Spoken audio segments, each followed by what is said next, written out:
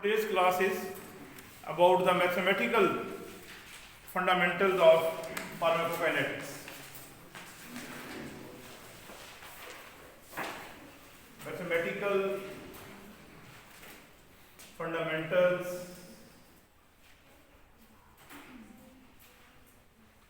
of pharmacokinetics. In the mathematical fundamentals, we will learn here calculus, which is used frequently in kinetics. Calculus has two types. One is differential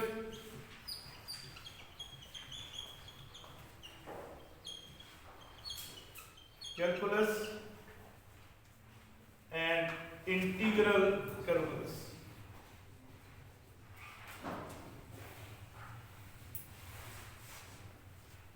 Differential calculus and integral. These are the both calculus.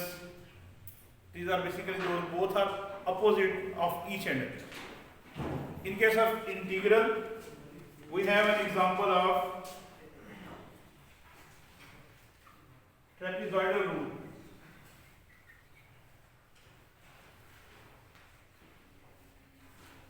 How many students remember this trapezoidal rule? We have calculated a very basic parameter of pharmacokinetics by using the trapezoidal rule. That was area under the curve. Area under the curve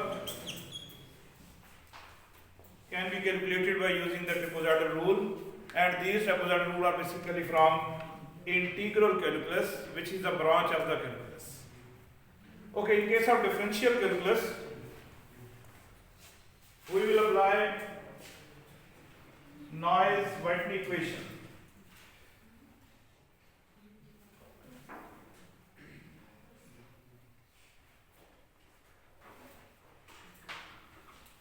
And also fix first law.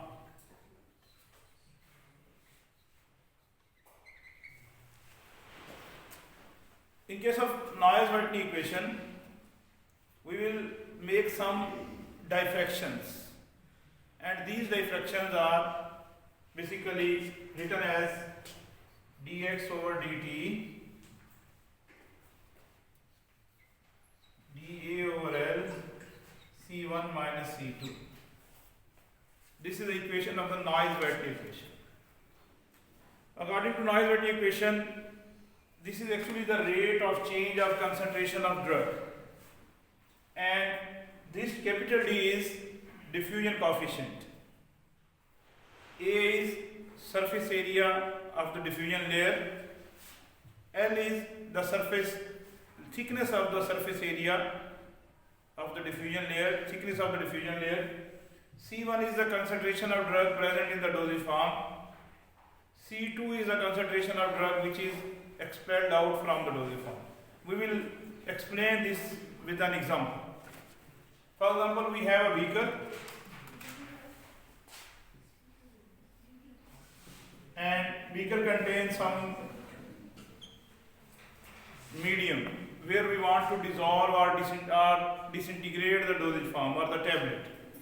When we disintegrate the add the tablet here, according to Noyes-Whitney, there is some interaction of this solvent towards the dosage form, and this dosage form will convert into two segments, two parts.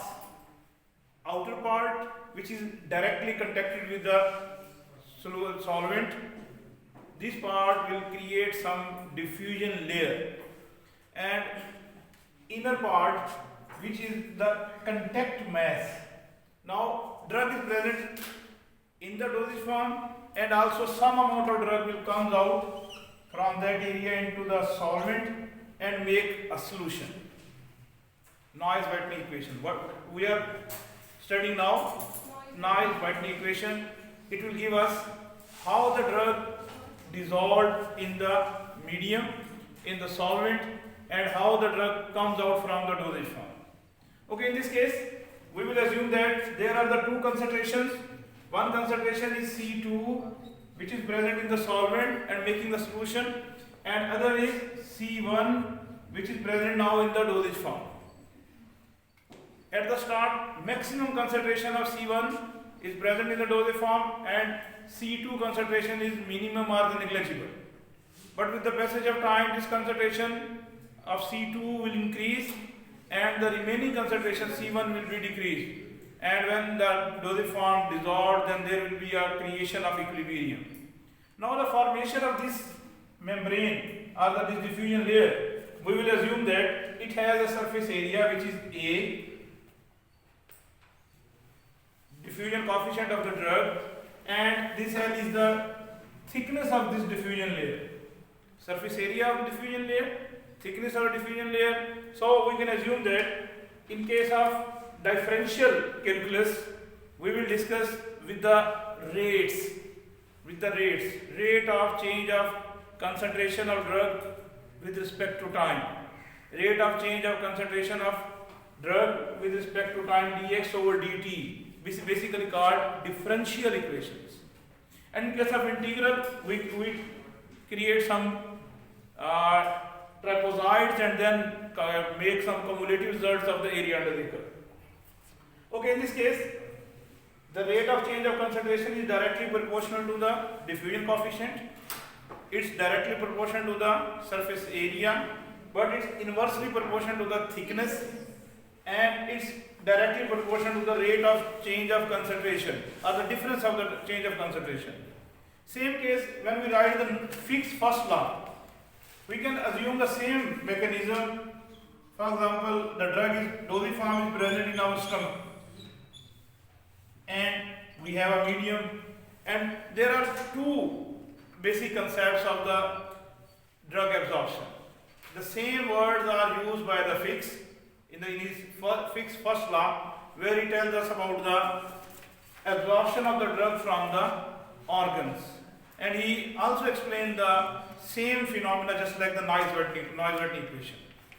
In the Fick's first law, they assume that this is the drug concentration and this part is the diffusion layer, and drug is coming out and into the blood circulation in the arteries, veins. We can say the amount of drug which is transferring from the one part through the other part by using the membrane, by using the layer, and these layers are just like a diffusive layer which we have already studied in the Naisvert equation. In this case, once again, drug will depend on the diffusion coefficient, the rate will depend on the diffusion coefficient, surface area, thickness of the membrane or the diffusion layer, and also the rate change of the concentration. In case of Fick's first law, dx over dt is equal to dA over H into delta C. Similar words, almost similar words. In this case, we will say the absorption of the drug, the rate of change of absorption of drug. That was the rate of change of dissolution of the drug, rate of change of concentration of drug. Here is rate of change of absorption or the rate of change of drug at the rate from which the drug is absorbing from the GI system toward the systemic circulation is basically calculated by the differential calculus, which is the example in the form of Fick's law. In this case, this rate is directly proportional to the diffusion coefficient of the drug. It's directly proportional to the surface area. According to this this concept, we have an assumption that our intestine, small intestine, have the maximum surface area for the sake of absorption due to the presence of villi, and in case of the stomach have the minimum area. So as compared to the stomach and intestine, we will assume that intestine has considered more ideal due to this surface area. If we have the more surface area, then our rate of change of concentration for the diffusion is directly proportional. In case of thickness, H, thickness of the membrane or the diffusion layer of stomach as compared to the thickness of the membrane or the diffusion layer of intestine, we will assume that thickness of the intestine layer is lesser as compared to the stomach layers, then we will assume that if the thickness is high, then this rate is low. If the thickness is low, and then the rate of the absorption will be high. Okay, delta C, rate of, it's basically difference of the two concentrations. In the start we have a large difference because C2 is negligible and C1 is maximum, but with the passage of time this difference becomes equal, and at the equilibrium state we can assume that this factor is least important. But in case of start, it has more value and is directly proportional. If we have a more difference between the C1 and C2, then we assume that there are the maximum chance of the drug absorption in the case of maximum chance of the drug dissolution. These are the basic concepts which we have to study in the future. Area under the curve, I have already told all of you about the trapezoids. To construct to draw some lines, trapezoids for the calculation of area under the curve, I will write only the formula, which was AUC 0 to infinity, that was AUC 0 to T plus AUC T to infinity. Another way, it's AUC 0 to T plus Cpn over K. These are the two formula which is the practical example of the integral calculus in the form of trapezoid.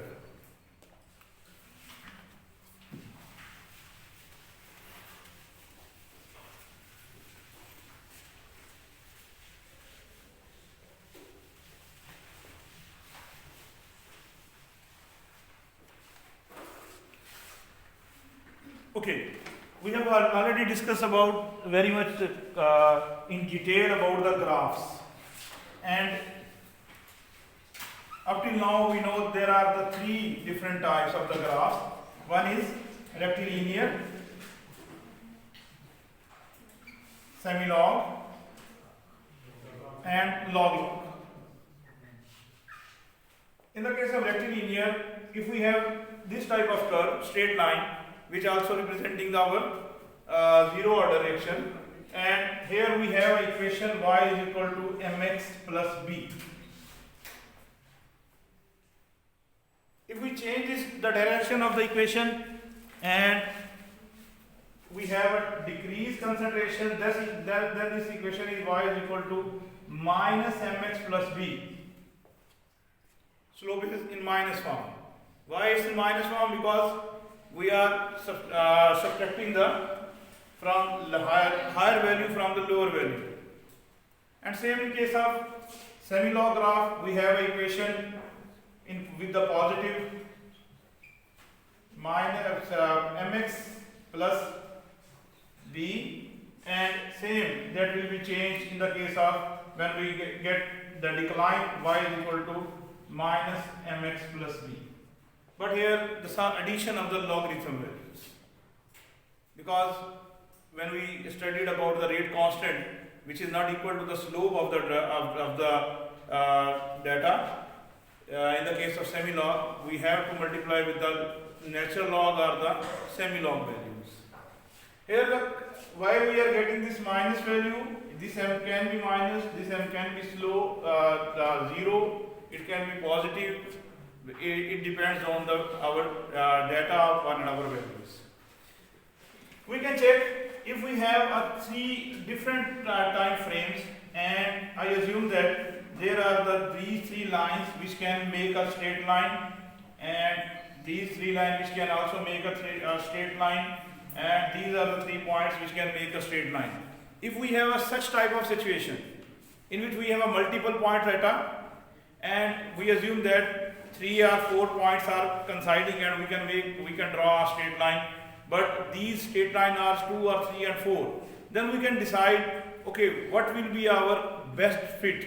For the sake of this, we will have to check the deviation of the straight line. For the sake of deviation, we will make an other equation. Equation is same, y is equal to mx plus b. Now y should be here, d is equal to mx plus b minus y.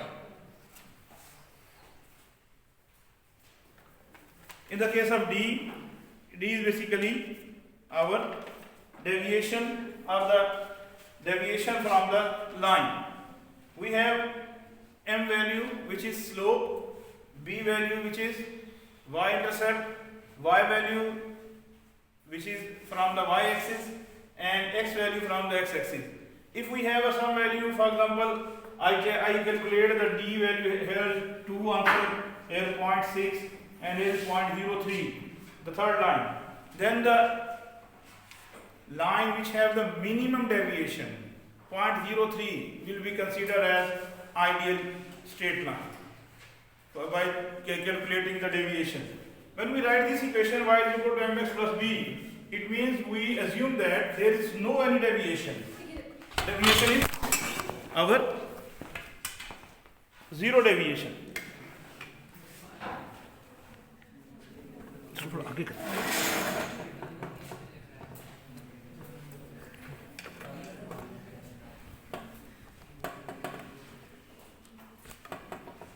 सब ठीक है, इसको थोड़ा सीधा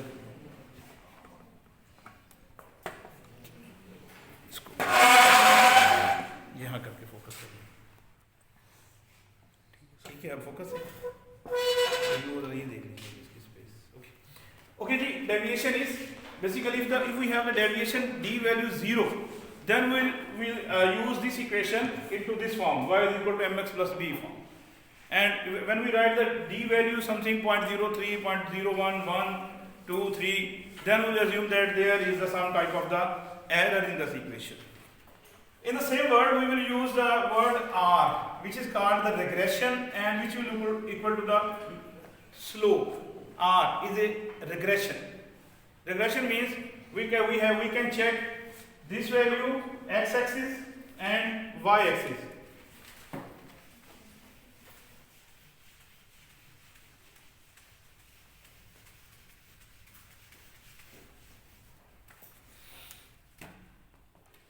Okay. X-axis has another name is input data, and y-axis another name is output data. If we have a straight line and we want to check its slope or its regression, we will say R, which is equal to its slope.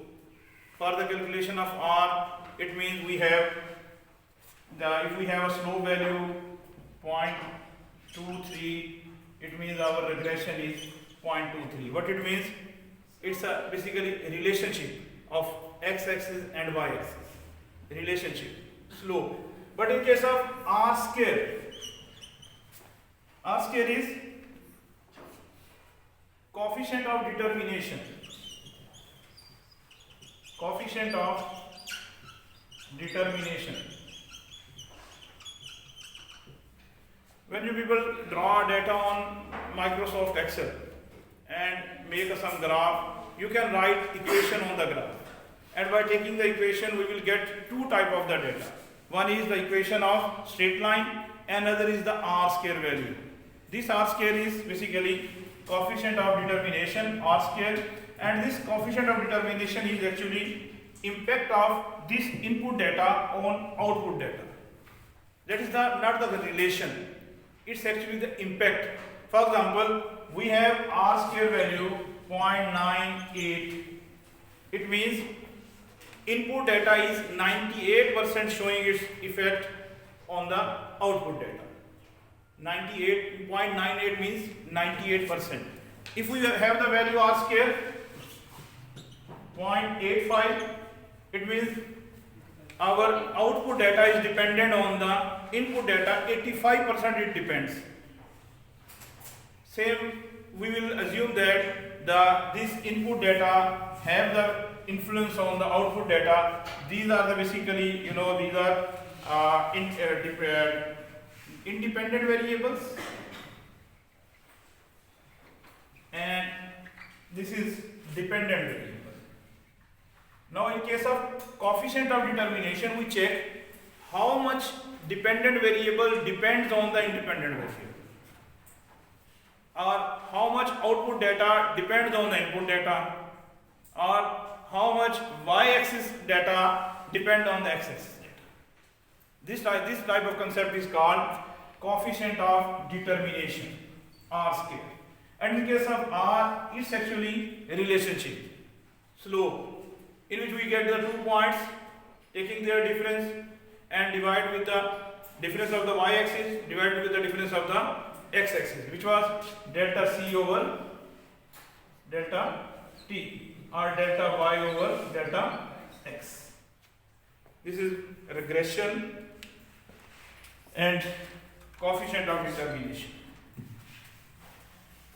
Okay, if we have a question, we want to measure the slope of the data without performing the graph, then what will be the formula?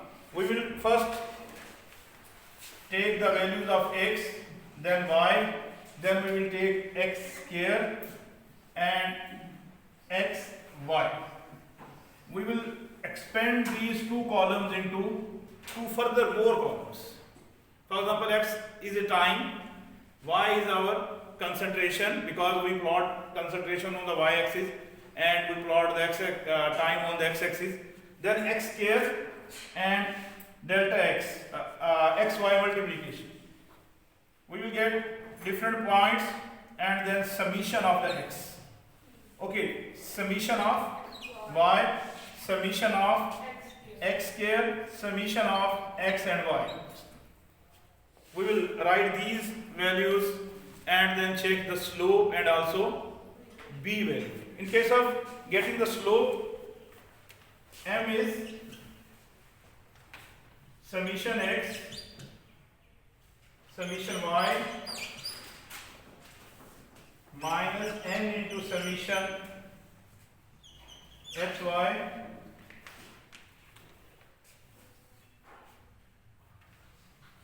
summation x whole square minus n into summation x square. This is the formula for slope. Here we need how many parameters? Only two, x-axis and y-axis parameter.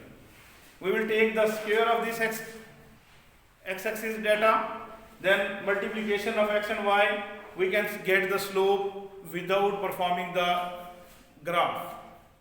And this slope, if we find the slope positive, then it means this data is from the lower to higher value. If we get the negative answer, it means we have the data from higher to lower value. Same is the case with the b, which is y-intercept. We can calculate b by summation x, summation x and y minus summation x square, summation y over summation x whole square minus n into summation x square. Denominator are same. For the sake of learning, we can assume that denominator of both values are same. Summation x square. Summation x square means this is the summation x and we have to take the square. There is a difference between this square and this square, because this square is the square of the individuals and the square which is summation x is the square of the cumulative x, cumulative value. And in the same case of summation y and summation xy, n is the number of observations. For example, we are performing this type of the b and m value on the 7 or 8 values, then we will write n is 8, n is 7. This is the way where we can calculate slope and y-intercept by using the formula.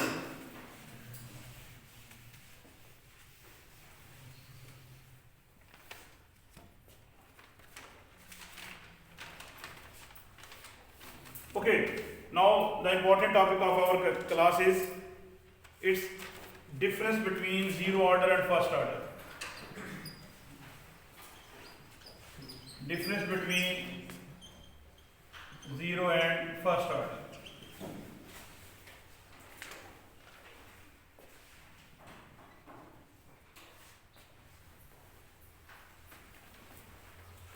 Okay, let's start with the equation. Minus dc over dt is equal to k naught minus dc over dt is equal to k1c. Okay, is there any difference? What is the difference?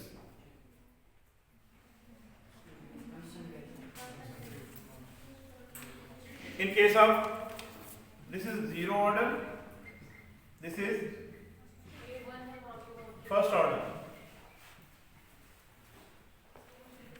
Rate of change of concentration with respect to time is equal to the rate constant, zero order rate constant.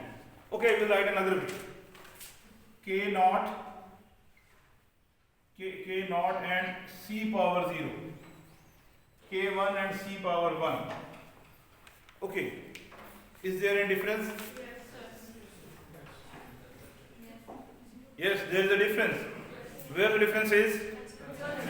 Concentration and concentration power. In case of zero order, concentration power is 0. Power 0 means it's equal to 1. Then the equation will be minus dc over dt is equal to k naught. In case of zero order kinetics, because it's not depend on the concentration, we will assume that the power of the concentration is 0. So we will write minus dc over dt is equal to k naught. But in case of first order, there is a change in scenario. Rate of change of concentration with respect to time is equal to k1c.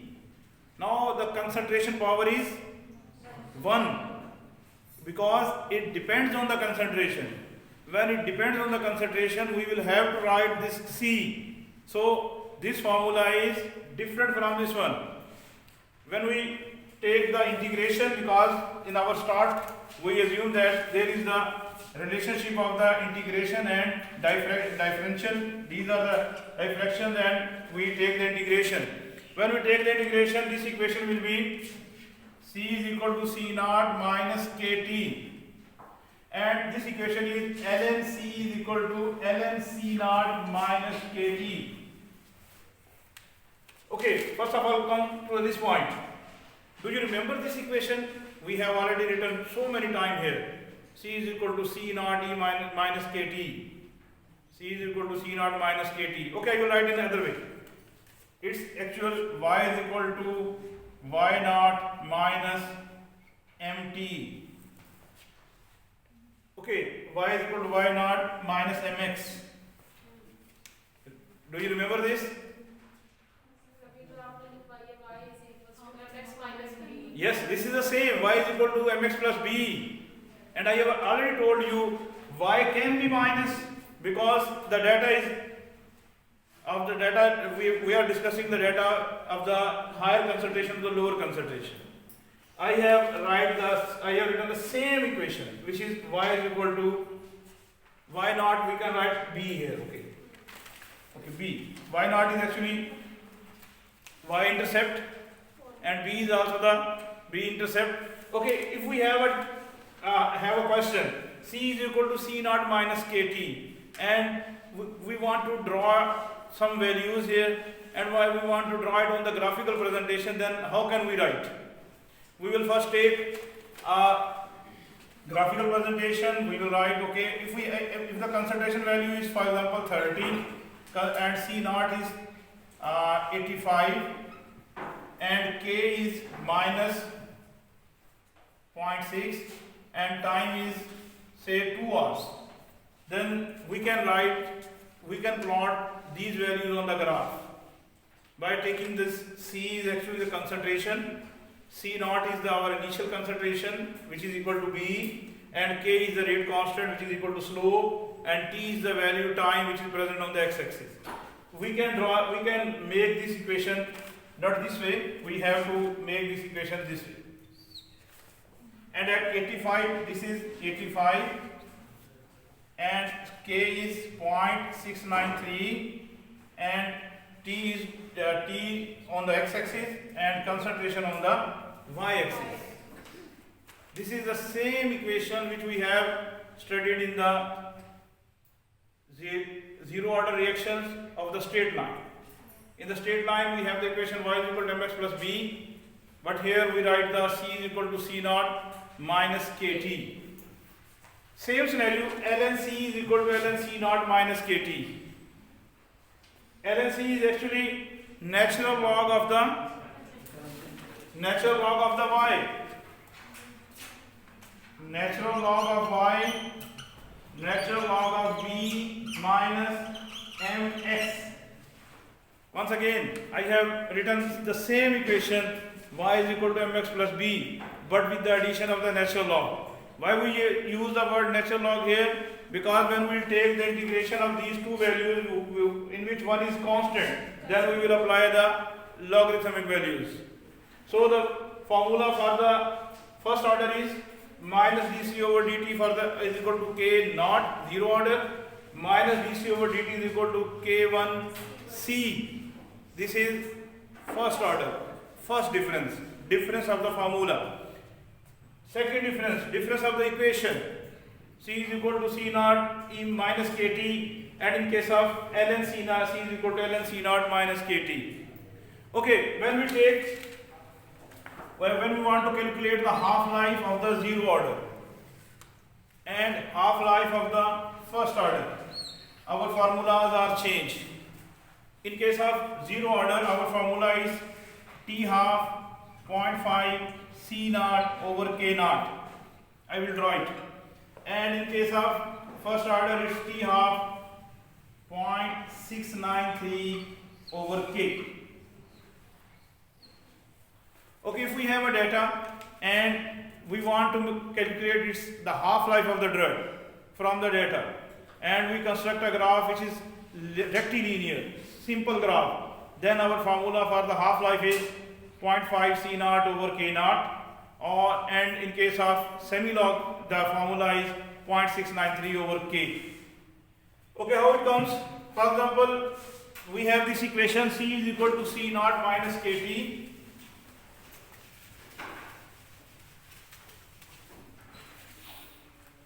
This question is so much important because if you see the previous question papers, you will see so many times difference between the zero order and first order.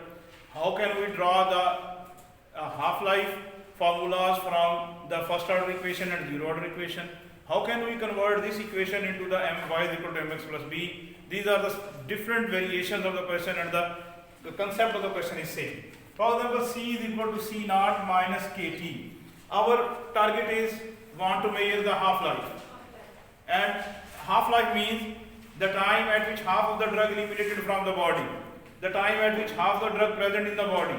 Then we will say this T is equal to half-life when this C naught becomes 0.5 C naught. This C is equal to 0.5 C naught, means half of the drug. Say we have a 100 milligram drug and its half is 50 milligram. How we have a concentration 50 milligram per liter, and if we have the concentration 25 milligram per liter, it means half of the drug, half concentration. So half concentration means 0.5.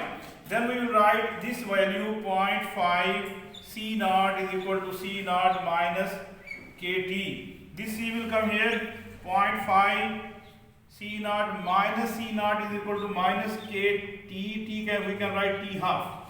And when we subtract this answer is 0.5 C naught minus KT half, and 0.5 with minus cancel, minus 0.5 C naught T half would be equal to 0.5 C naught over K naught. This is K naught. Okay, we can write with K naught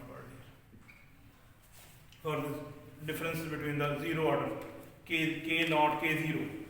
Simple. In case of zero order, the formula of the half-life is 0.5 C naught over K naught. It means if we want to measure the half-life of the drug which is following the zero order, we require two parameters. What they are? Initial concentration of the drug, means dose of the drug, and K naught, rate constant, zero order, rate constant zero order. These two parameters can give us half-life. Okay, when we want to draw the units, we will come again here. First, draw this formula. T half is equal to 0.693 over K. Okay, how it comes? Our equation of the first order is ln C naught minus Kt. Okay, same. We want to measure the half-life. Now the data is first order kinetics. In this case, we were working on the zero order. Then we will change this T into T half when this C is equal to 0.5 C naught.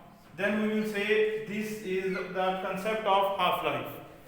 Okay, we will write this ln, not now C is 0.5 C naught is equal to ln C naught minus Kt. ln C naught becomes here ln 0.5 C naught minus ln C naught is equal to minus Kt. Okay, there are the natural log, two natural log containing numbers, but having the minus sign. Then we will write ln 0.5 C naught divided by C naught. Is it? Then minus Kt. Okay, T half. When we take the natural log of 0.5, please take natural log of 0.5 by using the calculator. What is the value? And we will cancel this C naught and C naught. Natural log of 0.5.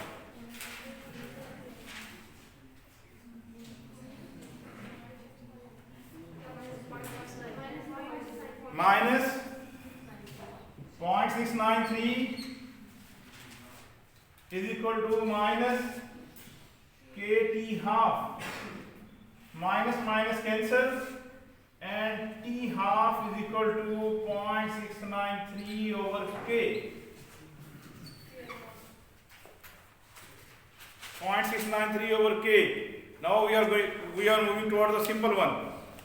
First one was we need two values. One is initial concentration, amount of drug, dose of drug, and rate constant. But here we don't need any type of concentration, amount of drug, initial dose. No, we need only K, which is elimination rate constant. For the sake of elimination rate constant, it's K. For the sake of distribution half-life, it will be rate constant of the distribution rate constant, and for the sake of metabolism Km. But now we will discuss their 0.693 over K. Simple one. If I have a K value 0.15 and I want to measure the half-life of the drug, only I will divide this factor 0.693 with the 0.15 and I will get the answer of the half-life. Okay, when we discuss about its units, concentration and K. First of all, we will discuss the unit of this K. Very simple. It's inverse of half-life. Half-life is actually time or the concentration. Half-life means it's time or the concentration. Okay, once again, it's time. Half-life is a time in which half of the drug is eliminated from the body. So half-life is a time, then we will assume that its half-life is inverse with the K, then the units of K in first order is per hour. Units of K in first order is per hour. This is another difference.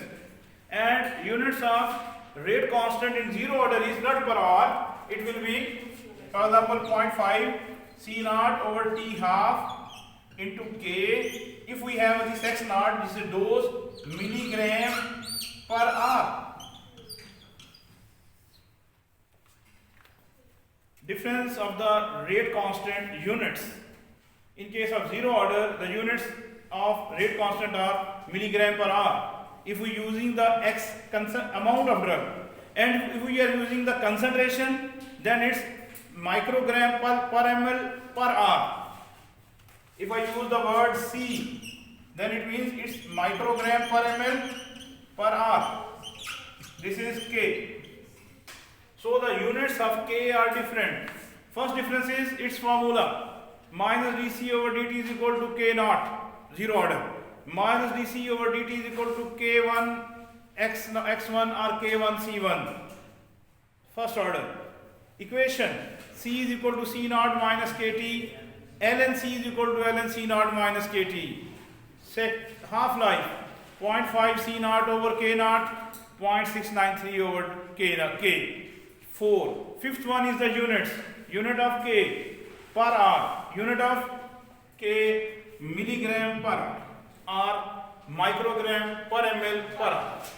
Units of the K. Okay. By using these concepts, we can check the another area is its graphical presentations. I have already told in the our practical labs. When we construct a graph of the zero order, of the rectilinear graph, the graph will be straight line. If we construct a graph of the data which is following the zero order, the graph is straight line. And if we construct a graph for the first order, graph will be straight line of the semi-log, rectilinear. And in case of rectilinear, if we draw the data, data which is belong to the first order, and we draw it on the rectilinear graph, we can get the parabolic graph. And if we draw the data which is basically zero order and draw it on the semi-log, then we will get it hyperbolic. These are the basic differences between the zero order and the first order kinetics. And among this, we can check its half-life and the equations. And the simple equations are ln C is equal to ln C naught minus KT. And when we take some integrations, for example, if we want to measure the concentration of drug at particular time, then our first order equation is Cp is equal to Cp naught minus KT. Remember, this equation we will use in the whole pharmacokinetics. Cp is equal to Cp naught minus KT. I have to draw this ln C is equal to ln C naught minus KT. This is the modified term of Cp is equal to Cp naught E minus KT. By taking the integration, if you take the exponential natural log of this, we will get this way equation. And if we take the exponential of this, then we will get this equation. From this equation, what can we measure? We can measure concentration of drug at every time point. For example, T is a time we have given a drug to the patient and want to check the amount of drug, concentration of drug after 2 hours. Then we will write here time 2. This K can be written 0.693 over its half-life. And Cp is x naught over V. X naught is dose, but V is volume of distribution. Then we can solve this and can check the amount of drug after first injection, after 2 hours, 3 hours, 4 hours. This will be now in our further practice. Cp is equal to Cp naught E minus KT. This is another equation of the first law, first order kinetics. In case of ln C is equal to ln C naught minus KT, these are basically same. There is another question which we can explain by this. If we take the exponential of this equation, we will get Cp is equal to Cp naught E minus KT. If we get the natural log of this equation, we will get ln C minus ln C naught over minus KT. We can also write this equation into the logarithmic values. Can we? Yes? Very simple. Log C over 2.303 minus is equal to log C naught over 2.303 multiply minus KT.